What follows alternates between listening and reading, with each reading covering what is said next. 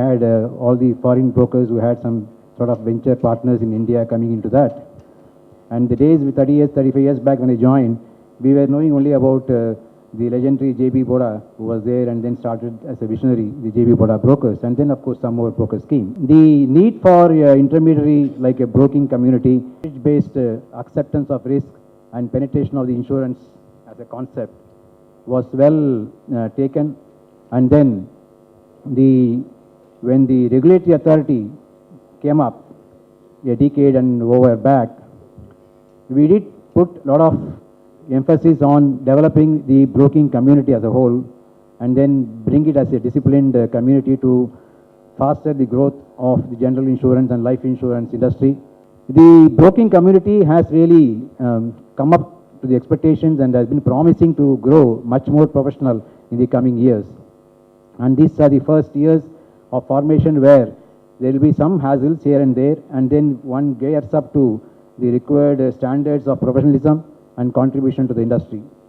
We also have legacies of companies which got merged into the 4 PSU companies, a large workforce, and they have a challenge to see their own in-house workforce is to utilize to the best for getting the business, and therefore there is some scope getting reduced for the other intermediaries. But as the morning presentation of Mr. Sanjay Kedia, as well as what my chairman IRDA told you, the contribution of the brokers to the industry has been growing. And today it occupies almost a little over 20%, 21, 22% of the business coming from the broking community. You also would have seen that from what Sanjay Kedia presented, that most of the businesses which broking community has brought to the industry has been on the high level types of business like the property, the liability, and the marine. These are the segments which have contributed more by the broking community. Of course, it's understandable because the broking community represents the insureds, and we expect as insurers that this broking community will be a knowledge-based partner, and inputs coming from them will be useful and facilitate easier processing of acceptance by the insurance companies.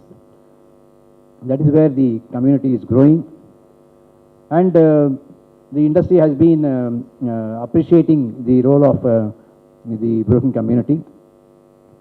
Before we deal with more on the issues we have with the industry and try to resolve and see that we have a win-win situation for both the stakeholders, I would request the panel speakers to make initial introduction of their presentation on not only the business growth, but what this community has been contributing and what these insurers, PSU insurers, have in their expectation that in the coming years, how the broking community will help this industry grow in a very professional manner, and then the services to the policyholders are of the utmost standards, experience and the risk itself.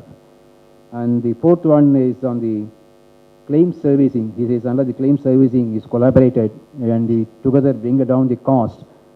On the premium, a major chunk of the premium will go back to the policyholders as in the form of a claim settlement, and that will be a good encouragement for more and more policyholders to accept this product. Before we go into discussion on these points, I would also like to see some more points coming up from the other two panel speakers.